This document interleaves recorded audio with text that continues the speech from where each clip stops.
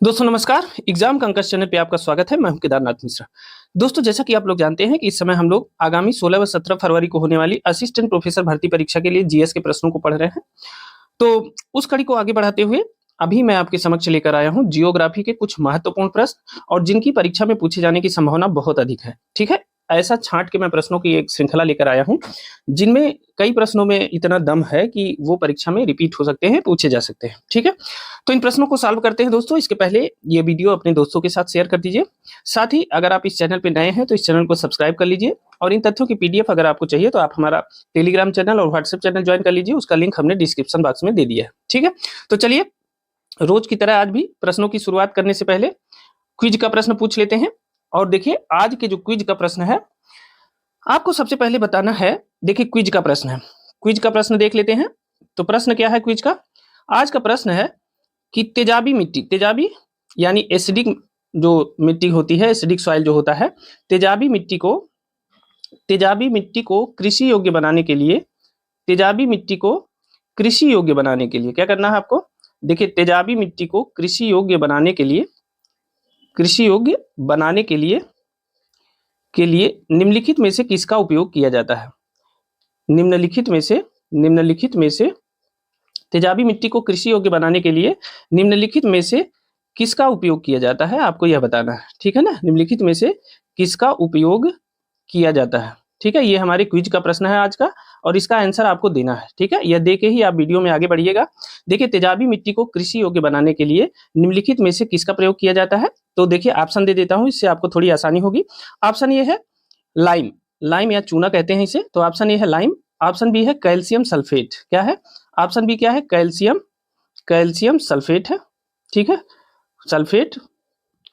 Option C है, option C में urea ले लेते हैं। ऑप्शन सी है यूरिया और ऑप्शन डी है इनमें से कोई नहीं। ठीक है, ऑप्शन डी क्या है? इनमें से कोई नहीं।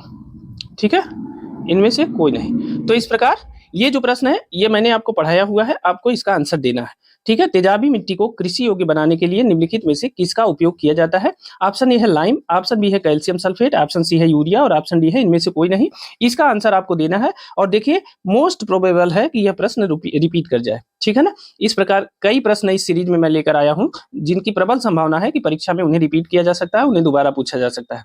तो आपको इस प्रश्न का जवाब देना है और इसके बाद आप जो है अब वीडियो में आगे चलिए। ठीक है, चलते हैं और आज का पहला प्रश्न देख लेते हैं। देखिए आज का जो पहला प्रश्न है, देखिए झूमिंग लिखा है, ये है झूमिंग। ठीक है, झूमिंग सर्वाधिक व्यवहृत है, मतलब किस क्षेत्र में सबसे ज्यादा झूम खेती होती है? तो देखिए ऑप्शन है असम में, आंध्र प्रदेश में, नागालैंड में और मध्य प्रदेश में। देखिए पूर्वोत्तर राज्यों में सबसे ज्यादा झूम कृषि होती है और उसमें नागालैंड में, इन राज्यों में से जो नागालैंड राज्य है उनमें सबसे ज्यादा झूम कृषि होती है। ठीक है ना, झूम कृषि से क्या आशा है?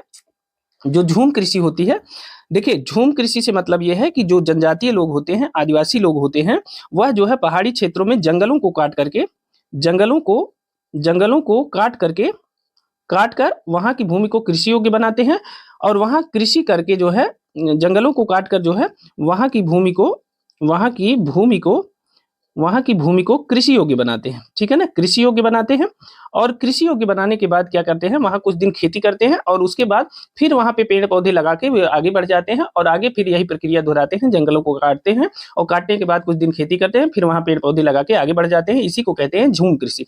झूम कृषि पूर्वोत्तर राज्यों में काफी प्रचलित है, जिसमें सबसे ज्यादा है नागालैंड में। कहाँ सबसे ज्यादा? नागालैंड में प्रचलित है और नागालैंड के बाद यह है अरुणाचल प्रदेश में। नागालैंड के बाद कहाँ प्रचलित है?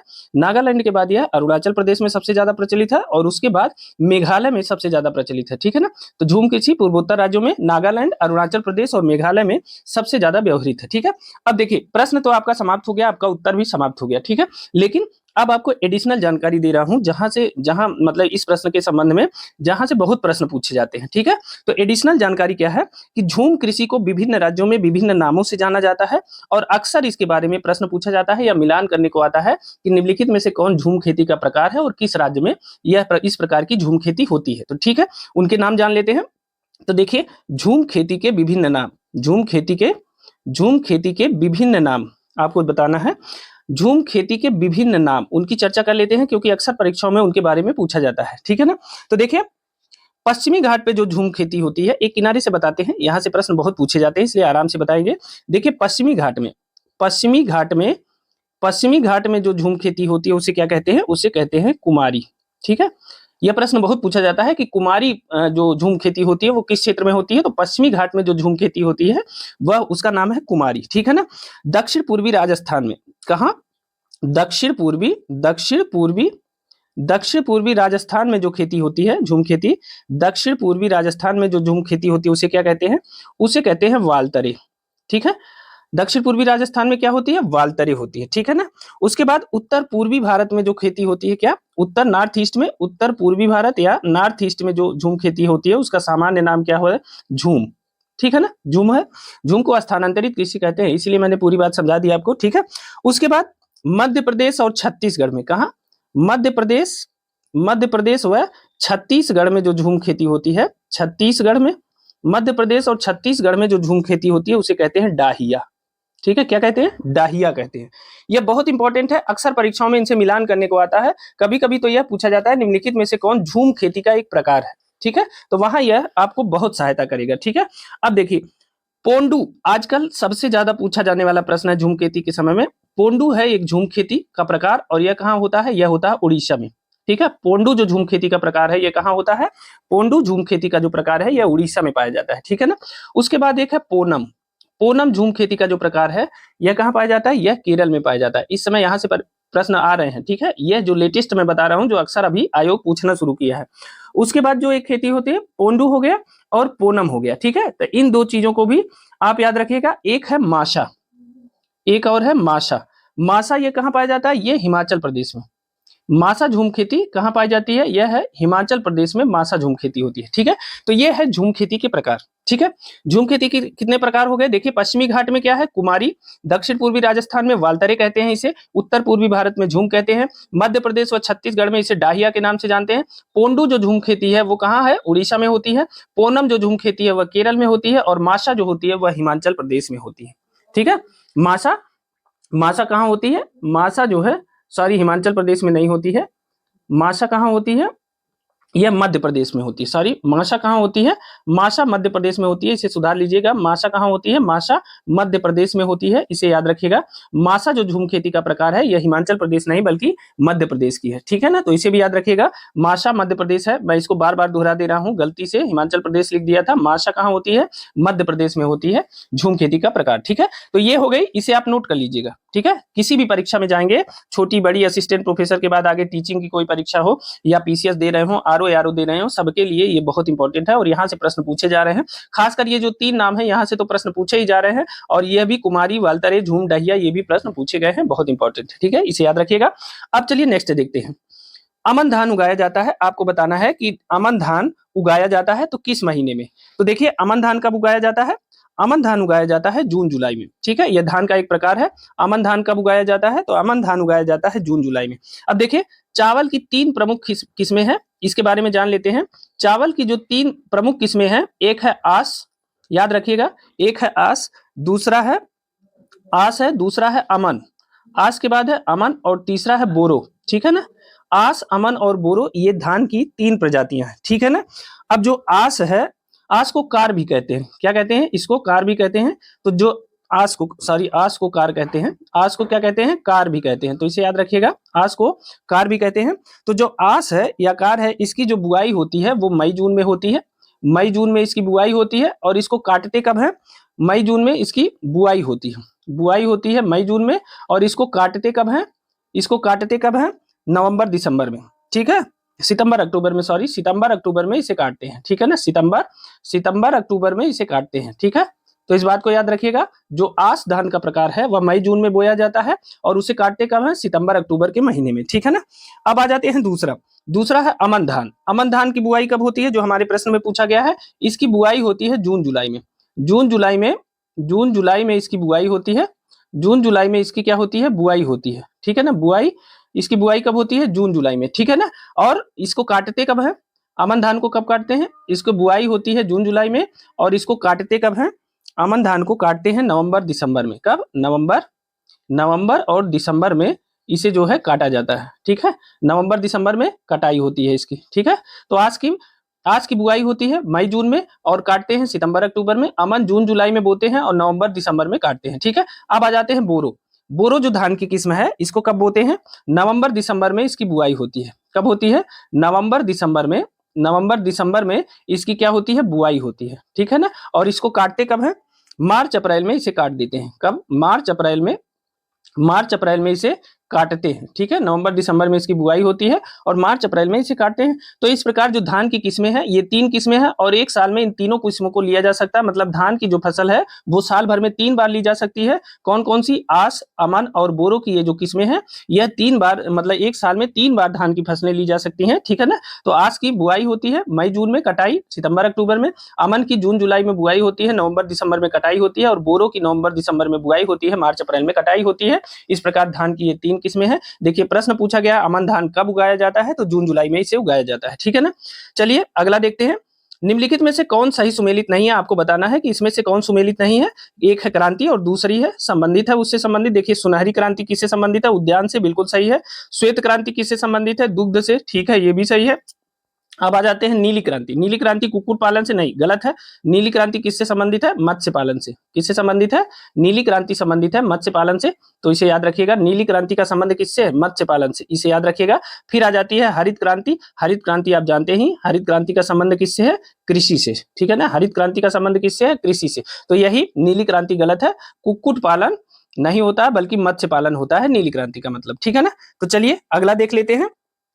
अगला प्रश्न है सदाबहार क्रांति। क्या है? सदाबहार क्रांति। देखिए हरित क्रांति, सुनहरी क्रांति, नीली क्रांति, पीली क्रांति, इसके बाद एक क्रांति आती है जिसे कहते हैं सदाबहार क्रांति। सदाबहार क्रांति भारत में कृषि उत्पादन बढ़ाने के लिए प्रयोग में लाई गई। इस शब्द का जो प्रयोग है यह भारत में उत्पादन को बढ़ाने के लिए प्रयोग में लाई गई सदाबहार क्रांति। इसे हरित क्रांति भी इसे ही कहते हैं, ठीक है ना। अब सदाबहार क्रांति जो है इसके सदाबहार क्रांति जो है इसके जनक कौन थे? ये इस प्रश्न का मतलब यही है। तो जो सदाबहार क्रांति थी इसके जो जनक थे भारत में वो कौन थे? वह थे एम.एस. स्वामीनाथन, ठीक है। एम.एस. स्वामीनाथन भारत में हरित क्रांति, सदाबहार क्रांति, ठीक है, इसके जनक थे। सदाबहार क्रांति को क्या कहते हैं? इसको द्वितीय हरित क्रांति भी कहते हैं। सदाबहार क्रांति को क्या कहते हैं? द्वितीय हरित क्रांति के नाम से भी जाना जाता है। सदाबहार क्रांति को द्वितीय हरित क्रांति के नाम, एक थी हरित क्रांति और ये दूसरी है सदाबहार क्रांति। सदाबहार क्रांति भारत में कृषि उत्पादन को बढ़ाने के लिए प्रयोग में लाई गई, ठीक है। अब यह किसके द्वारा प्रयोग में लाई गई? तो यह लाई गई एम.एस. स्वामीनाथन द्वारा, ठीक है, डॉक्टर एम.एस. स्वामीनाथन द्वारा यह प्रयोग में लाई गई। और सदाबहार क्रांति को द्वितीय हरित क्रांति के नाम से भी जानते हैं, ठीक है ना। अब इससे सदाबहार क्रांति के जो मुख्य उद्देश्य थे उसमें क्या था कि जो कहा गया था कि यह कदम उठाए जाने चाहिए।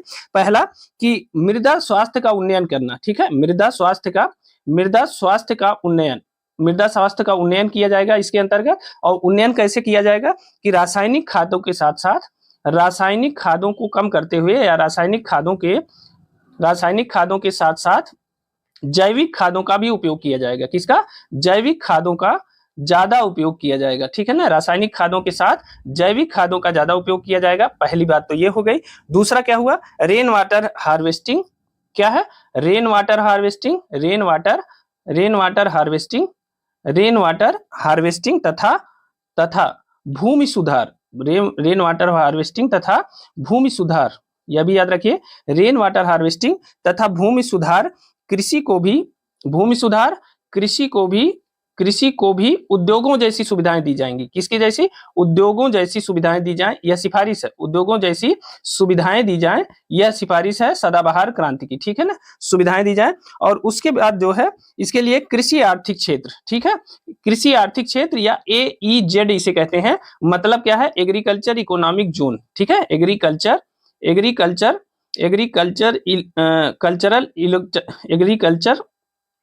इकोनॉमिक जोन की स्थापना की जाए, ठीक है ना। तो जो नया सदाबहार क्रांति शब्द आया वो कौन लाया? वो एम.एस. स्वामीनाथन जी ले आए और इन्होंने द्वितीय हरित क्रांति, सदाबहार क्रांति को द्वितीय हरित क्रांति के रूप में जाना जाता है। इसका जो मुख्य उद्देश्य था द्वितीय हरित क्रांति का, इसमें क्या क्या मतलब वो किया प्रावधान किया गया था। इसमें कहा गया कि मृदा स्वास्थ्य का उन्नयन किया जाएगा, रासायनिक खादों के साथ जैविक खादों का ज्यादा उपयोग किया जाएगा, साथ ही रेन वाटर हार्वेस्टिंग तथा भूमि सुधार किया जाएगा, साथ ही कृषि को भी उद्योगों जैसी सुविधाएं प्रदान करने के लिए इन्होंने कहा, ठीक है ना, कृषि को भी उद्योगों जैसी सुविधाएं प्रदान की जाए। और उसके बाद AEZ का मतलब क्या है? एग्रीकल्चरल इकोनॉमिक जोन, ठीक है ना, इसका निर्माण किया जाए, ठीक है। तो ये महत्वपूर्ण सिफारिशें थी। तो जो सदाबहार क्रांति है उस शब्द का प्रयोग किसने किया था? तो एम.एस. स्वामीनाथन महोदय ने सदाबहार क्रांति शब्द का उपयोग किया था, ठीक है ना। चलिए अगला देख लेते हैं। अगला प्रश्न है, नॉर्मन अर्नेस्ट बोरलॉग जो हरित क्रांति के जनक माने जाते हैं किस देश से हैं? आपको पता है कि हरित क्रांति के जनक कौन है? हरित क्रांति के जनक है नॉर्मन अर्नेस्ट बोरलॉग, ठीक है ना। हरित क्रांति के जनक हैं और इनका देखिए, इनका जन्म कहाँ हुआ था? इनका जन्म हुआ था यूएसए यानी संयुक्त राज्य अमेरिका में इनका जन्म हुआ था। लेकिन जो इनका कर्म क्षेत्र था मैक्सिको, मैक्सिको क्या था? कर्म क्षेत्र था, वहां पे ही इन्होंने शोध किया था। तो नॉर्मन अर्नेस्ट बोरलॉग का जो जन्म था वो संयुक्त राज्य अमेरिका में हुआ था, लेकिन इनका जो कर्म क्षेत्र था, जो इन्होंने सारा कार्य किया वो कहाँ किया? मैक्सिको में किया, ठीक है ना। तो इसे दोनों बातों को अलग अलग याद रखिएगा। एक चीज और ध्यान रखिएगा, एक बार यह प्रश्न पूछा गया था कि इनको जो नोबेल पुरस्कार मिला, नॉर्मन बोरलॉग को, इनको नोबेल पुरस्कार जो मिला वो किस क्षेत्र में मिला, ठीक है।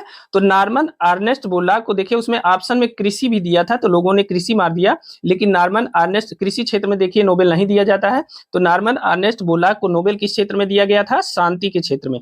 इस बात को याद रखिएगा, एक बार यह प्रश्न पीसीएस में पूछा गया था, सब ने गलत किया था, ठीक है ना। क्योंकि कृषि क्षेत्र में तो कोई नोबेल ही नहीं दिया जाता, जब कृषि क्षेत्र में कोई नोबेल नहीं दिया जाता तो इनको नोबेल कैसे मिलेगा? इसीलिए नॉर्मन अर्नेस्ट बोरलॉग जो द्वितीय, जो हरित क्रांति के जनक माने जाते हैं, वह संयुक्त राज्य अमेरिका के हैं और मैक्सिको उनका कर्म क्षेत्र रहा है और शांति के क्षेत्र में इन्हें नोबेल पुरस्कार दिया गया था। इस बात को याद रखिएगा, यह प्रश्न दोबारा पूछा जा सकता है कि नॉर्मन अर्नेस्ट बोरलॉग को किस क्षेत्र में नोबेल पुरस्कार दिया गया था? तो शांति के क्षेत्र में दिया गया था, ठीक है ना। और कब दिया गया था? तो इन्हें जो है वर्ष 1970 का नोबेल पुरस्कार दिया गया था, यह बात याद रखिएगा। 1970 का नोबेल पुरस्कार इन्हें दिया गया था। 1970 का शांति का नोबेल पुरस्कार किसे दिया गया था? नॉर्मन अर्नेस्ट बोरलॉग को दिया गया था। और किसके लिए? ग्रीन रिवॉल्यूशन, ठीक है। किसके लिए? ग्रीन रिवॉल्यूशन या हरित क्रांति के लिए। ग्रीन रिवॉल्यूशन या हरित क्रांति के लिए इन्हें शांति का नोबेल पुरस्कार 1970 में दिया गया था, ठीक है ना। नेक्स्ट देखते हैं, आज का छठा प्रश्न है, निम्नलिखित में से कौन सी एक भारतीय कृषि की विशेषता नहीं है? आपको बताना है कि इनमें से कौन सी एक भारतीय कृषि की विशेषता नहीं है। तो ऑप्शन ए है प्रकृति पर अधिक निर्भरता, आपको पता है, बिल्कुल सही जवाब है। उत्पादकता का निम्न स्तर, यह भी सही बात है। तीसरा है फसलों की विविधता, यह भी सही बात है। और चौथा है बड़े खेतों की प्रधानता, बिल्कुल नहीं। भारत में जो है, कल हमने पढ़ाया था, कल आप देख लीजिएगा, इकोनॉमिक्स वाली वीडियो में हमने बताया था कि भारत में सबसे ज्यादा कौन से कृषक हैं? सीमांत कृषक। और सीमांत कृषक जो है, सीमांत कृषक का जो भूमि का क्षेत्रफल होता है वो कितना होता है? वह होता है 1 हेक्टेयर से कम। 1 हेक्टेयर से कम भूमि वाले, 1 हेक्टेयर से कम भूमि वाले कृषकों को जो है क्या कहा जाता है? सीमांत कृषक कहा जाता है, ठीक है ना। 1 हेक्टेयर से कम भूमि वाले कृषकों को क्या कहा जाता है? उसे सीमांत कृषक कहा जाता है। तो भारत में जो सीमांत कृषक हैं ये लगभग 80% के आसपास है। तो जब 1 हेक्टेयर से कम भूमि वाले कृषकों की संख्या 80% है तो भारत में बड़े खेतों की प्रधानता कहाँ रहेगी? भारत में छोटी छोटी क्यारियों की टाइप के खेत हैं, उसमें मेड़ है। कभी कभी आप पूरे क्षेत्र को मिला लीजिएगा तो किसी खेत से ज्यादा वहां के मेड़ निकल जाएंगे, ठीक है ना। और मेड़ जो है युद्ध का कारण बनते हैं और यही मुकदमेबाजी और अपराध के क्षेत्र में आगे बढ़ाते हैं लोगों को, ग्रामीणों को, ठीक है। फिर भी इस पे चर्चा नहीं करते हैं। देखिए, बड़े खेतों की प्रधानता नहीं है भारत में, छोटे छोटे खेत हैं, क्योंकि सीमांत कृषकों की संख्या सबसे ज्यादा है। और सीमांत कृषक उसे कहते हैं जिसके पास भूमि जो है वो 1 हेक्टेयर से कम है, ठीक है। तो भारत कृषि की विशेषता यही नहीं है, ठीक है। अगला देखते हैं, आज का 7वां प्रश्न है, निम्नलिखित कथनों को पढ़िए और सही विकल्प को चुनिए। आपको बताना है कथन एक है कि भारत को 20 कृषि जलवायु प्रदेशों में बांटा गया है, ठीक है। कारण 2 है भारत को 15 कृषि पारिस्थितिकी प्रदेशों में बांटा गया है। और कारण 3 है पश्चिमी हिमालय शीत शुष्क पारिस्थितिकी प्रदेश का कवरेज क्षेत्र पश्चिमी हिमालय प्रदेश के कवरेज क्षेत्र से ज्यादा है, ठीक है। तो देखिए, भारत को 20 कृषि जलवायु प्रदेशों में बांटा गया है, गलत है। भारत को 15 कृषि पारिस्थितिकी प्रदेशों में बांटा गया है, यह भी गलत है। और पश्चिमी हिमालय शीत शुष्क पारिस्थितिकी प्रदेश का कवरेज क्षेत्र पश्चिमी हिमालय प्रदेश के कवरेज क्षेत्र से ज्यादा है, यह भी गलत है, ठीक है। तो ये तीनों कथन कारण तीनों मिला के गलत है। अब आइए बताते हैं इसमें क्या है। कथन 1, 2 व 3 सभी गलत हैं, बी ऑप्शन सही है। कथन 1, 2, 3 सभी गलत हैं। अब चलिए सही क्या है ये बताते हैं। देखिए, योजना आयोग ने जो है, किसने? योजना आयोग ने देखिए, मैं लिख देता हूं, योजना आयोग ने क्या किया है? योजना आयोग ने भारत को 15 कृषि जलवायु प्रदेशों में बांटा है। किसने? योजना आयोग ने भारत को 15 कृषि जलवायु प्रदेशों में बांटा है। कृषि जलवायु प्रदेशों में बांटा है। इस बात को याद रखिएगा, बांटा है। योजना आयोग ने भारत को 15 कृषि जलवायु प्रदेशों में बांटा है। पहला पॉइंट ये हो गया। दूसरा पॉइंट ये हो गया कि राष्ट्रीय मृदा सर्वेक्षण एवं भूमि उपयोग नियोजन ब्यूरो, राष्ट्रीय मृदा सर्वेक्षण एवं राष्ट्रीय मृदा सर्वेक्षण एवं भूमि उपयोग नियोजन ब्यूरो, इसका मुख्यालय कहाँ स्थित है? इसका मुख्यालय स्थित है नागपुर में। ठीक है, नागपुर में इसका मुख्यालय स्थित है। इसने क्या किया है? भारत को नागपुर ने भारत को 20 प्रमुख कृषि पारिस्थितिकी प्रदेशों में बांटा है। कितने? कृषि पारिस्थितिकी प्रदेशों में बांटा है। कृषि पारिस्थितिकी प्रदेशों में बांटा है। ठीक है, प्रदेशों में बांटा है। तो योजना आयोग ने क्या किया है? योजना आयोग ने 15 कृषि जलवायु प्रदेशों में बांटा है। और राष्ट्रीय मृदा सर्वेक्षण, देखिए मृदा है, राष्ट्रीय मृदा सर्वेक्षण एवं भूमि उपयोग नियोजन ब्यूरो, इसे याद रख लीजिएगा, नागपुर में है। और इसने जो है भारत को 20 प्रमुख कृषि पारिस्थितिकी प्रदेशों में बांटा है। ठीक है, ये 2 तथ्य हो गए। एक और तथ्य मैं आपको एक्स्ट्रा देना चाहता हूं, वह तथ्य 1988 में, देखिए यहां जगह कम है, यहां लिख देता हूं। देखिए 1988 की बात है। 1988 में रोजर एवं पनवार, किसने? रोजर एवं पनवार। ठीक है, ये 2 कृषि वैज्ञानिक है। रोजर एवं पनवार ने क्या किया? इसने भारत को 10 जैव भौगोलिक प्रदेशों में बांटा। भारत को 10 जैव भौगोलिक प्रदेशों में बांटा। रोजर एवं पनवार ने भारत को 10 जैव भौगोलिक प्रदेशों में बांटा। और दूसरा है यहाँ खास, और 25 जैव भौगोलिक क्षेत्रों में बांटा। देखिए 10 जैव भौगोलिक क्षेत्रों में बांटा, 10 जैव भौगोलिक क्षेत्रों में बांटा, और 25 जैव भौगोलिक प्रदेशों में बांटा। ठीक है, प्रदेशों में बांटा। इस बात को याद रखिएगा। 1988 में रोजर एवं पनवार ने भारत को 10 जैव भौगोलिक क्षेत्रों में बांटा था। ठीक है, और 25 जैव भौगोलिक प्रदेशों में बांटा था। तो ये सारी चीजें आप याद रखिएगा। अब देखिए अपने डाटा से मिलान करिए। भारत को 15 कृषि पारिस्थितिकी प्रदेशों में बांटा गया है, तो 15 नहीं 20 प्रमुख कृषि पारिस्थितिकी प्रदेशों में बांटा गया है। ठीक है ना। अब दूसरा तथ्य है कि भारत को 20 कृषि जलवायु प्रदेशों में बांटा गया है, तो 20 नहीं 15 कृषि जलवायु प्रदेशों में बांटा गया है। ठीक है ना। तो देखिए सारे कथन कारण गलत है। इस तथ्य को याद रखिएगा कि योजना आयोग ने 15 कृषि जलवायु प्रदेशों में बांटा है, जबकि राष्ट्रीय मृदा सर्वेक्षण एवं भूमि उपयोग नियोजन ब्यूरो नागपुर में इसे 20 प्रमुख कृषि पारिस्थितिकी प्रदेशों में बांटा है। उसके साथ 1988 में रोजर एवं पनवार ने भारत को 10 जैव भौगोलिक क्षेत्रों में बांटा तथा 25 जैव भौगोलिक प्रदेशों में बांटा है। यहाँ से रेगुलर प्रश्न पूछे जाते हैं। अगर आप परीक्षाओं से लगातार जुड़े हैं तो यहाँ से हर बार प्रश्न पूछे गए हैं और यह बहुत इंपॉर्टेंट टॉपिक है आपके लिए। ठीक है ना। तो इसे याद रखिएगा। अगला देखते हैं। अगला महत्वपूर्ण प्रश्न है, चेरुथानी बांध किस नदी पर अवस्थित है? आपको बताना है कि चेरुथानी बांध जो है वह किस नदी पर अवस्थित है। तो देखिए चेरुथानी बांध जो है ये कहां अवस्थित है? यह जो है पेरियार में अवस्थित है, पेरियार नदी पर अवस्थित है। और पेरियार नदी कहां है? यह केरल के इडुक्की जिले में है। पेरियार नदी कहां है? केरल के इडुक्की जिले में। पेरियार नदी कहाँ है? केरल के इडुक्की जिले में पेरियार नदी है। ठीक है ना। केरल के इडुक्की जिले में पेरियार नदी है, जहां चेरुथानी बांध पाया जाता है, अवस्थित है। और यह बहुत इंपॉर्टेंट है, इस समय ट्रेंड में है। यह प्रश्न आपसे पूछा जा सकता है कि चेरुथानी बांध कहाँ है? केरल के इडुक्की जिले में पेरियार नदी पर स्थित है। ठीक है ना। चलिए अब अगला प्रश्न देखते हैं। आज का अगला प्रश्न है, निम्नलिखित में से कौन सा एक युग्म सही सुमेलित नहीं है? आपको बताना है कि इसमें से कौन सा एक युग्म सही सुमेलित नहीं है। तो ऑप्शन ए है गोविंद सागर सतलज नदी पर, ऑप्शन बी है कोलेरू झील कृष्णा नदी पर, ऑप्शन सी है उकाई जलाशय ताप्ती नदी पर, और ऑप्शन डी है बुलर झील झेलम नदी पर। तो आपको बताना है कौन सा युग्म सही सुमेलित नहीं है। तो देखिए गोविंद सागर झील किस पे है? गोविंद सागर झील सतलज नदी पर स्थित है। कहाँ स्थित है? हिमाचल प्रदेश में। हिमाचल प्रदेश में गोविंद सागर झील कहाँ स्थित है? यह सतलज नदी पर स्थित है। ठीक है। जबकि कोलेरू झील कहाँ स्थित है? आंध्र प्रदेश में।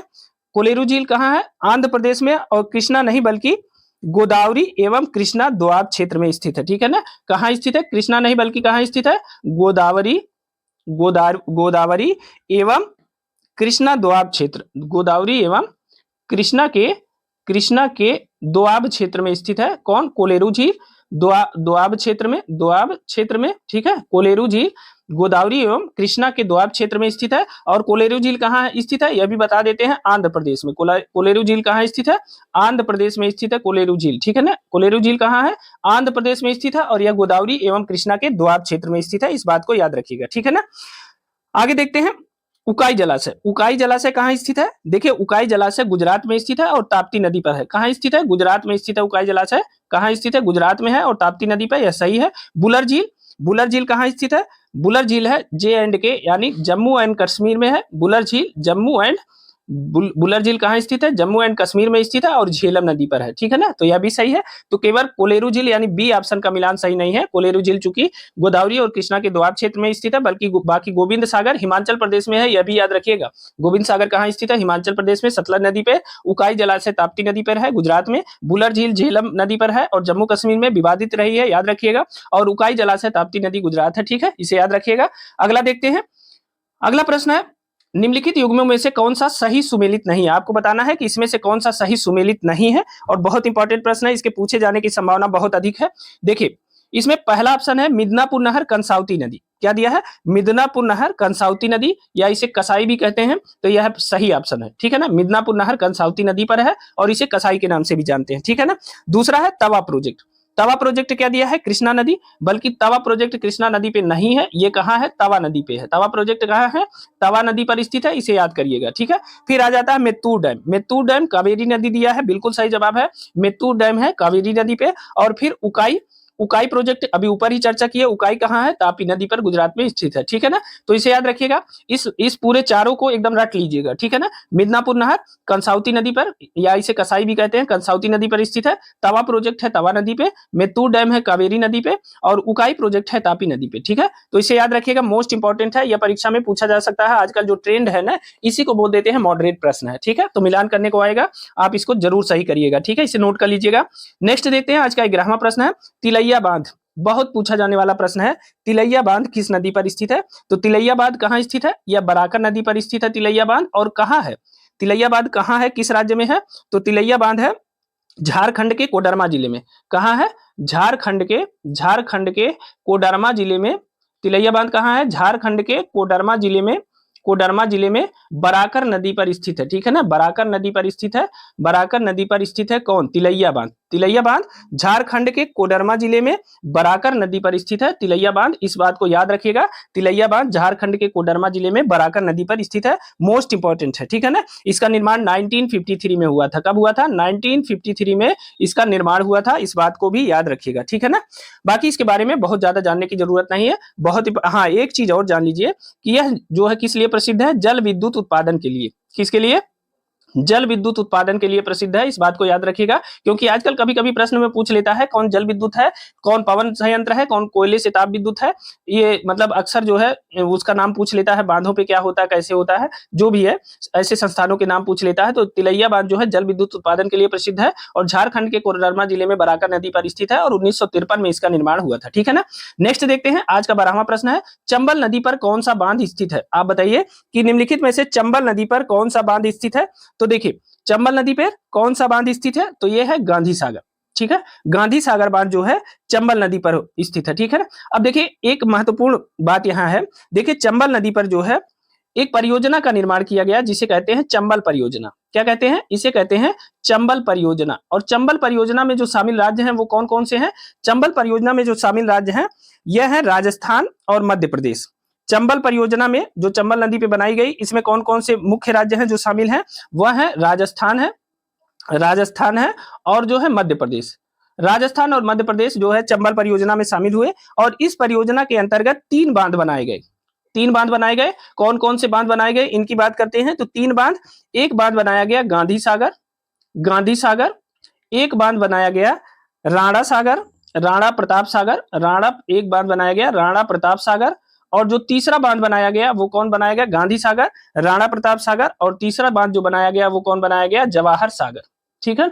तो इस प्रकार से 3 बांध बनाए गए चंबल परियोजना के अंतर्गत, जो मध्य प्रदेश और राजस्थान की एक संयुक्त परियोजना थी। और इन तीनों बांधों में से अब एक चीज ध्यान रखिएगा, इन तीनों बांधों में से केवल गांधी सागर बांध जो है यह है मध्य प्रदेश में, यही पूछा जाता है।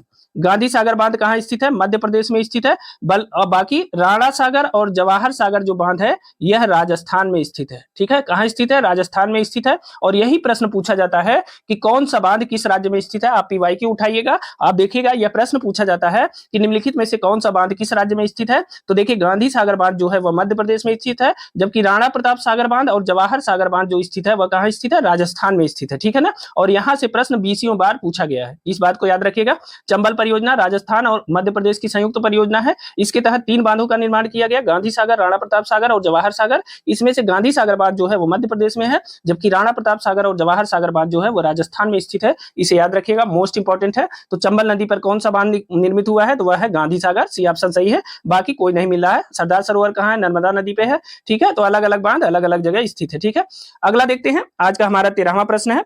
13वां प्रश्न क्या है? नागार्जुन सागर स्थित है। आपको बताना है कि नागार्जुन सागर स्थित है, कहां स्थित है? ऑप्शन ए है गोदावरी नदी पर, ऑप्शन बी है कृष्णा नदी पर, ऑप्शन सी है पेनगंगा नदी पर और ऑप्शन डी है तुंगभद्रा नदी पर। तो बताइए कि जो नागार्जुन सागर बांध है वह किस नदी पर स्थित है?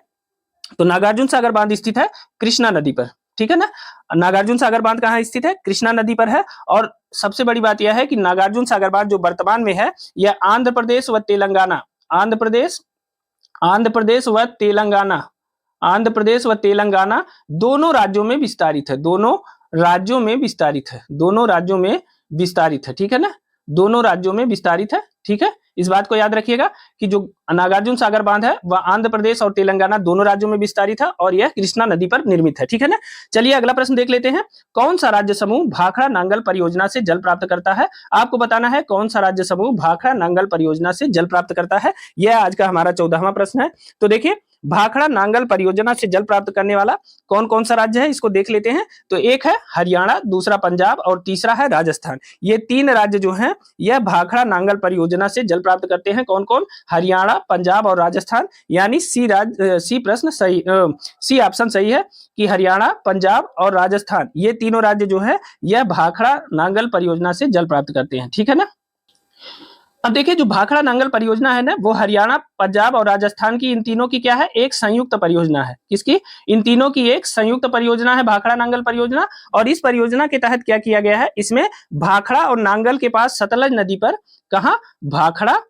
भाखड़ा और नांगल के पास, भाखड़ा और नांगल के पास सतलज नदी पर। भाखड़ा नांगल बांध किस नदी पर है अगर आपसे पूछा जाए? तो सतलज नदी पर है। भाखड़ा नांगल बांध किस नदी पर स्थित है? तो यह सतलज नदी पर स्थित है। तो भाखड़ा नांगल बांध जो है सतलज नदी पर स्थित है और यह जो है तीनों राज्यों की संयुक्त परियोजना है, जिसमें भाखड़ा और नांगल नामक स्थानों पे, 2 स्थानों पे सतलज नदी पर 2 बांधों का निर्माण किया गया। किसका? 2 बांधों का निर्माण किया गया है और इसे संयुक्त रूप से भाखड़ा नांगल बांध कहते हैं। और इसका जो कमांड एरिया है, जहां तक इसका जल पहुंचता है, सिंचाई क्षेत्र है, वो कहां कहां है? हरियाणा, पंजाब और राजस्थान, इन तीनों राज्यों में विस्तारित है। एक राज्य और है हिमाचल प्रदेश, भी इससे लाभान्वित होता है। किससे?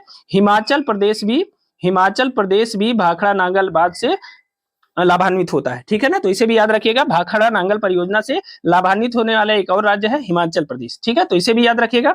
अगला देख लेते हैं। आज का 15वां प्रश्न है, निम्नलिखित में से कौन भारत का सबसे पुराना जल शक्ति उत्पादन केंद्र है? तो बताइए भारत का सबसे पुराना जल शक्ति उत्पादन केंद्र कौन सा है? तो आपको पता है कि शिव समुद्रम भारत का सबसे पुराना जल शक्ति उत्पादन का केंद्र है। आपको पता है कि 1897 में 1897 में दार्जिलिंग नगर को, किसको? दार्जिलिंग को 1897 में दार्जिलिंग नगर को बिजली आपूर्ति के लिए, दार्जिलिंग नगर को बिजली आपूर्ति के लिए, दार्जिलिंग नगर को बिजली आपूर्ति के लिए, ठीक है, 1897 में दार्जिलिंग नगर को बिजली आपूर्ति के लिए राज्य विद्युत उत्पादन संयंत्र लगाया गया था। क्या है? राज्य विद्युत उत्पादन संयंत्र लगाया गया था। ठीक है ना, उत्पादन संयंत्र लगाया गया था। ठीक है, देखिए अगर ऑप्शन में ये रहता है कि भारत का सबसे पुराना जल शक्ति उत्पादन कौन है, तो अगर 1897 दिया है, कब स्थापित किया गया, तो अगर सन दिया है 1897, तो यही होगा। 1897 में दार्जिलिंग नगर को बिजली आपूर्ति के लिए राज्य विद्युत उत्पादन का एक संयंत्र लगाया गया था। ठीक है ना, लेकिन अगर आजकल क्या होता है, यह ऑप्शन में नहीं देता है और पूछ लेता है कि भारत का सबसे पुराना जल शक्ति उत्पादन केंद्र, तो शिव समुद्रम है। शिव समुद्रम कहाँ स्थित है? कर्नाटक में स्थित है। और किस नदी पर स्थित है? कावेरी नदी पर स्थित है। तो शिव समुद्रम कर्नाटक राज्य में कावेरी नदी पर स्थित है और वर्ष 1902 में कब? वर्ष 1902 में यहाँ पे जल विद्युत संयंत्र लगाया गया था। क्या लगाया गया था? वर्ष 1902 में यहाँ पे जल विद्युत संयंत्र लगाया गया था। ठीक है, तो इस बात को याद रखिएगा। जल विद्युत संयंत्र कहाँ लगाया गया था? शिव समुद्रम में। शिव समुद्रम कहाँ है? कर्नाटक में है। किस नदी पे है? कावेरी नदी पे है। और वर्ष 1902 में यहाँ पे जल विद्युत संयंत्र लगाया गया था। तो देखिए ये प्रश्न है, सबसे पुराना जल शक्ति उत्पादन केंद्र अगर 1897 नहीं दिया है तो आप जो है शिव समुद्रम, यह दूसरा सबसे पुराना है इसके बाद। ठीक है ना, 1897 के बाद यह दूसरा सबसे पुराना है, दूसरा सबसे पुराना है। लेकिन यह कभी जो है पूछा नहीं जाता पहले के बारे में, इसीलिए शिव समुद्रम को ही पहला मान लेते हैं, यही ऑप्शन में रहता है। तो शिव समुद्रम 1902 में स्थापित हुआ था जल विद्युत संयंत्र, और यह कर्नाटक में कावेरी नदी पे स्थित है। ठीक है, अब इससे ज्यादा इसमें कुछ नहीं पूछा जाता है, और यह प्रश्न बहुत इंपॉर्टेंट है, अक्सर पूछा जाता है। ठीक है ना, अगला देखते हैं आज का 16वां प्रश्न। निम्नलिखित में से कौन सा बांध नर्मदा नदी पर नहीं है? आपको बताना है कि इसमें से कौन सा बांध नर्मदा नदी पर नहीं है। देखिए, बरगी बांध नर्मदा नदी पे है, ओंकारेश्वर बांध नर्मदा नदी पे है, जबकि इंदिरा सागर बांध भी नर्मदा नदी पे है। बाण सागर बांध किस पे है? बाण सागर बांध जो है सोन नदी पर स्थित है। किस पे स्थित है? सोन नदी पर स्थित है बाण सागर बांध। ठीक है ना, बाण सागर बांध कहाँ स्थित है? सोन नदी पर स्थित है। ठीक है ना, तो इसे याद रखिएगा। और ये बाण सागर बांध स्थित कहाँ है? बाण सागर बांध स्थित है मध्य प्रदेश में। कहाँ स्थित है? मध्य प्रदेश में। बाण सागर बांध कहाँ स्थित है? मध्य प्रदेश में शहडोल जिले में। मध्य प्रदेश के शहडोल जिले में बाण सागर बांध स्थित है, और किस पर है? सोन नदी पर बनाया गया है। ठीक है ना, तो यह नर्मदा नदी पर नहीं है। चलिए अगला देखते हैं, ऑपरेशन फ्लड। ऑपरेशन फ्लड का संबंध किससे है? आप बताइए कि ऑपरेशन फ्लड का जो संबंध है वह किससे है? तो ऑप्शन ए है बाढ़ नियंत्रण। फ्लड का मतलब तो बाढ़ ही होता है। ऑपरेशन फ्लड का जो संबंध है वो किससे है? तो ऑप्शन ए है बाढ़ नियंत्रण, ऑप्शन बी है सिंचाई योजना, ऑप्शन सी है खाद्यान्न भंडारण, और ऑप्शन डी है दुग्ध उत्पादन एवं वितरण। तो बताइए ऑपरेशन फ्लड का संबंध किससे है? तो देखिए, जो ऑपरेशन फ्लड का संबंध है किससे है? दुग्ध उत्पादन एवं वितरण से है। ऑपरेशन फ्लड का संबंध किससे है? दुग्ध उत्पादन एवं वितरण से है। देखिए, ऑपरेशन फ्लड जो है यह दुग्ध उत्पादन में क्रांति लाने के लिए भारत में चलाया गया था। और इसे किसने चलाया था? तो राष्ट्रीय डेयरी विकास बोर्ड। किसने? राष्ट्रीय डेयरी विकास बोर्ड ने जो है, इसे कहते हैं एनडीडीबी ने, राष्ट्रीय डेयरी विकास बोर्ड ने 1970 में ऑपरेशन फ्लड को चलाया था। ठीक है ना, राष्ट्रीय डेयरी विकास बोर्ड एनडीडीबी ने 1970 में ऑपरेशन फ्लड को चलाया था। और इसका उद्देश्य क्या था? इसका उद्देश्य था भारत को दुनिया में दुग्ध उत्पादन का